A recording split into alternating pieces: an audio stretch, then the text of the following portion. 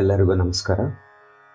ಇಂದಿನ ಈ ವಿಡಿಯೋದಲ್ಲಿ ಬಸವಣ್ಣನವರ ಒಂದು ಅತ್ಯಂತ ಪ್ರಖ್ಯಾತವಾಗಿರತಕ್ಕಂತಹ ವಚನ ನುಡಿ ಮತ್ತು ನಡೆಯ ಸಾಮರಸ್ಯದ ಕುರಿತು ಅವರು ಏನು ತಿಳಿಸ್ಕೊಟ್ಟಿರ್ತಕ್ಕಂಥ ಈ ವಚನವನ್ನು ಹಾಡುಬಿಟ್ಟು ಅದರ ನಂತರದಲ್ಲಿ ವಚನದ ಅರ್ಥವನ್ನು ನಾವು ವಿವರವಾಗಿ ತಿಳಿದುಕೊಳ್ಳೋಣ. ವಚನ ಬಹಳ ಸರಳವಾಗಿದೆ, ತುಂಬ ಸುಲಭವಾಗಿದೆ ಕೂಡ, ಅರ್ಥ ಮಾಡ್ಕೊಳ್ಳೋದು ತುಂಬ ಸುಲಭವಾಗಿದೆ. ನಾನು ನನಗೆ ತಿಳಿದಿರ್ತಕ್ಕಂಥ ವಚನಕ್ಕೆ ಸಂಬಂಧಪಟ್ಟಿರ್ತಕ್ಕಂಥ ಇತರ ವಿಚಾರಗಳನ್ನು ಸೇರಿಸ್ಬಿಟ್ಟು ವಿವರವಾಗಿ ಅದನ್ನು ಅರ್ಥ ಮಾಡಿಸ್ಲಿಕ್ಕೆ ಪ್ರಯತ್ನ ಮಾಡ್ತಾ ಇದ್ದೀನಿ.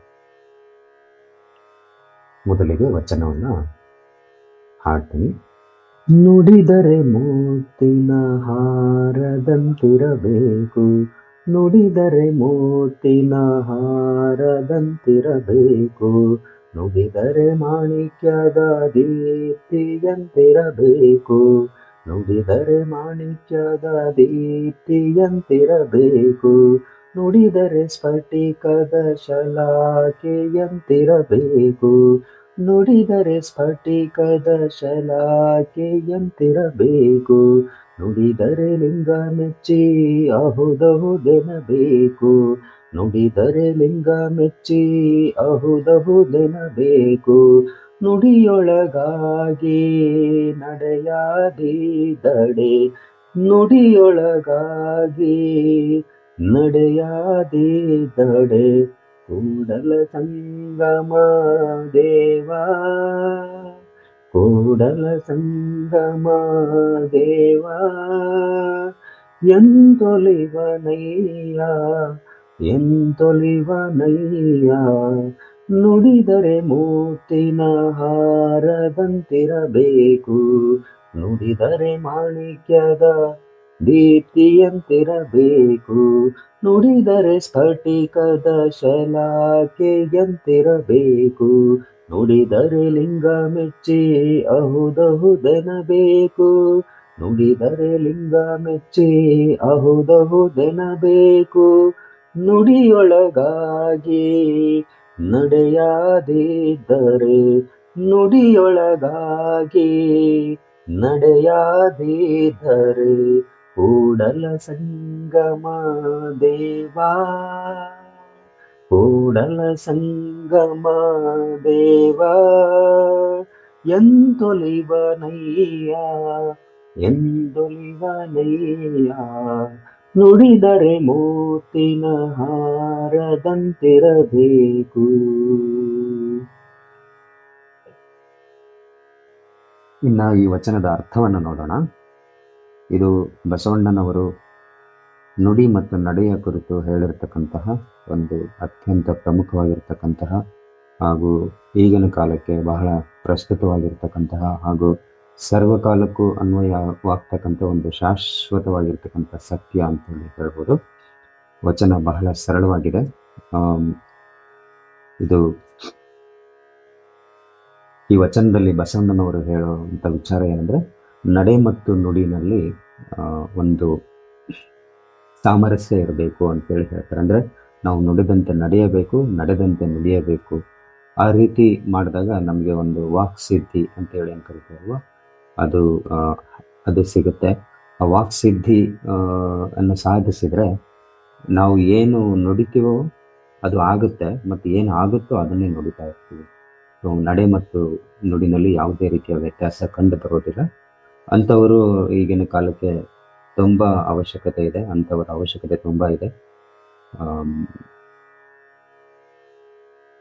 ಕೇವಲ ಈ ಲೌಕಿಕ ಜಗತ್ತಿನಲ್ಲಿ ಅಷ್ಟೇ ಅಲ್ಲದೆ ಅದು ಆಧ್ಯಾತ್ಮಿಕ ಜಗತ್ತಿನಲ್ಲೂ ಸಹ ಅತ್ಯಂತ ಉನ್ನತವಾಗಿರ್ತಕ್ಕಂಥ ಸಾಧನೆಯನ್ನು ಮಾಡಲಿಕ್ಕೆ ಸಾಧ್ಯವಾಗುತ್ತೆ. ಇಂಥ ಒಂದು ಸಾಧನೆಯನ್ನು ಮಾಡಿಕೊಂಡ್ರೆ ಇಲ್ಲಿ ಹೇಳ್ತಾರೆ ಬಸವಣ್ಣನವರು, ನುಡಿದರೆ ಮುತ್ತಿನ ಹಾರದಂತಿರಬೇಕು, ನುಡಿದರೆ ಮುತ್ತಿನ ಹಾರದಂತಿರಬೇಕು.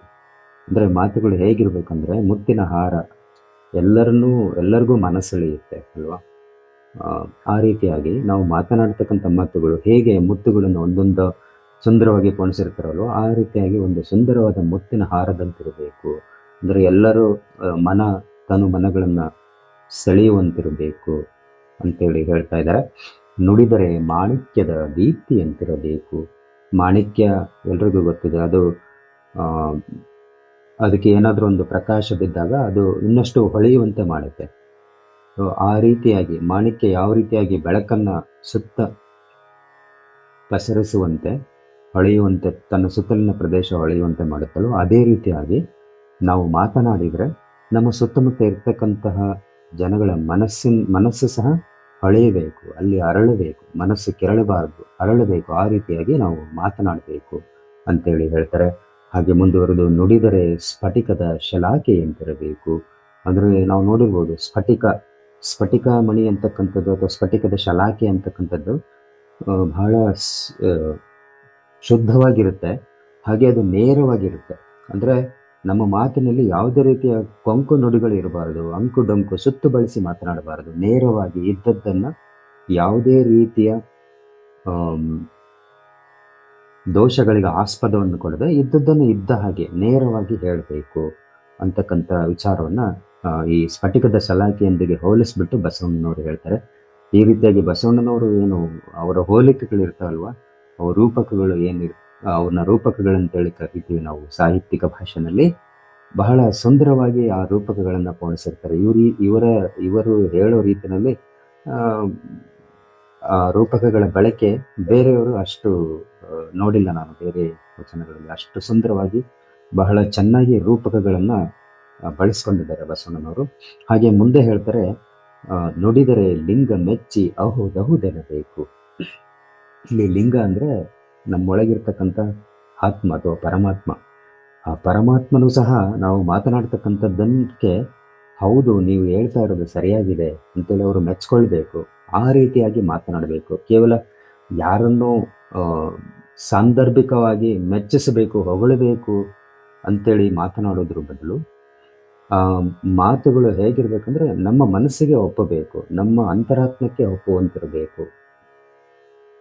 ನಮ್ಮ ಅಂತರಾತ್ಮದಲ್ಲಿ, ನಮ್ಮ ಮನಸ್ಸಿನಲ್ಲಿ ಅಥವಾ ನಮ್ಮ ಒಳಗೆ ಇರತಕ್ಕಂತಹ ಪರಮಾತ್ಮ ಆ ಮಾತುಗಳನ್ನು ಮೆಚ್ಚಿಕೊಳ್ಳುವಂಥ ರೀತಿಯಲ್ಲಿ ನಾವು ಮಾತನಾಡಬೇಕು ಅಂತೇಳಿ ಹೇಳ್ತಾರೆ. ಹಾಗೆ ನುಡಿಯೊಳಗಾಗಿ ನಡೆಯದಿದ್ದರೆ, ಅಂದರೆ ಒಂದು ವೇಳೆ ನಾವು ಹೇಳ್ಬಿಡ್ತೀವಿ, ಎಷ್ಟೋ ಸಂದರ್ಭದಲ್ಲಿ ವಚನ ಅಂದ್ರೆ ಮಾತು ಕೊಡ್ತೀವಿ ನಾವು, ಅದನ್ನ ಮಾಡ್ತೀನಿ ಇದನ್ನ ಮಾಡ್ತೀವಿ ಅಂತೇಳಿ. ಆದರೆ ಆ ರೀತಿಯಾಗಿ ಮಾಡದೇ ಇದ್ರೆ ಅವಾಗ ನಮ್ಮ ನುಡಿಗೂ ಮತ್ತು ನಡೆಗೂ ಒಂದು ರೀತಿಯ ಸಾಮರಸ್ಯ ಇರೋದಿಲ್ಲ, ಸಾಕಷ್ಟು ಅಂತರ ಇರುತ್ತೆ.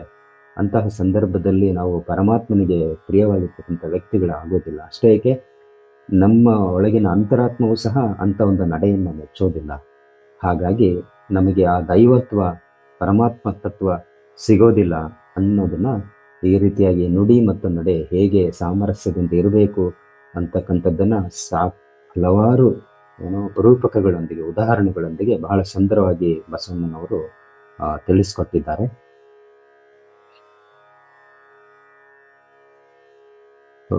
ಈ ರೀತಿಯಾಗಿ ನಾವು ನಡೆದುಕೊಳ್ಳೋದ್ರಿಂದ, ಅಂದ್ರೆ ನಮ್ಮ ನುಡಿ ಮತ್ತು ನಡೆಯಲ್ಲಿ ಒಂದು ಸಾಮರಸ್ಯ ಬಂತು ಅಂದ್ರೆ ನಮಗೆ ಒಂದು ವಾಕ್ಸಿದ್ಧಿ ಬರುತ್ತೆ.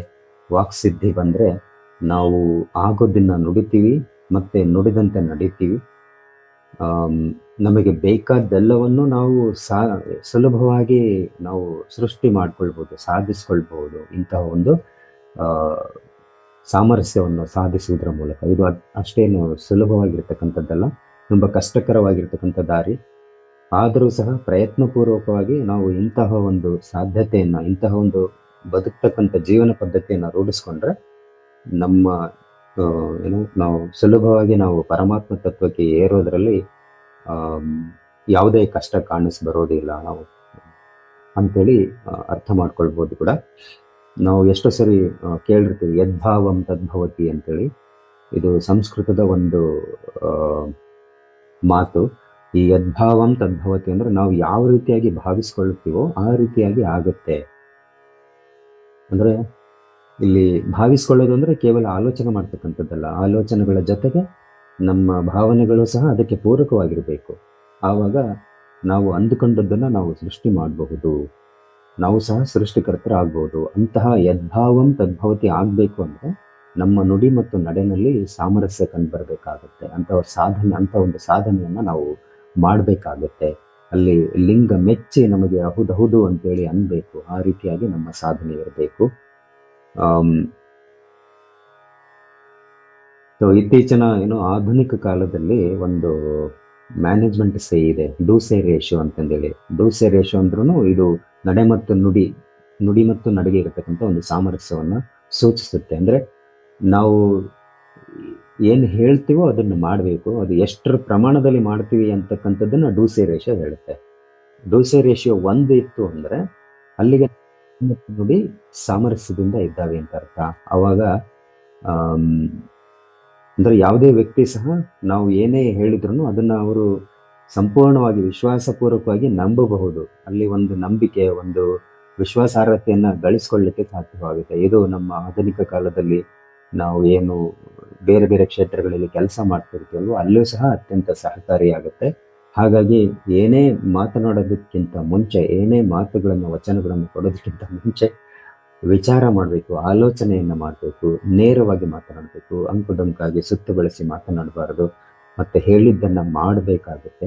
ಸೊ ಈ ರೀತಿಯಾಗಿ ಮಾಡ್ತಾ ಹೋಗೋದ್ರಿಂದ ನಮ್ಮ ಡೂಸಿ ರೇಷವನ್ನ 1ರ ಪ್ರಮಾಣಕ್ಕೆ ತಂದ್ಕೊಳ್ಬಹುದು. ಆವಾಗ ನಮಗೆ ಒಂದು ಸಂಪೂರ್ಣವಾಗಿರ್ತಕ್ಕಂಥ ವಾಕ್ಸಿದ್ಧಿ ಅಂತಕ್ಕಂಥದ್ದು ಸಿಗುತ್ತೆ.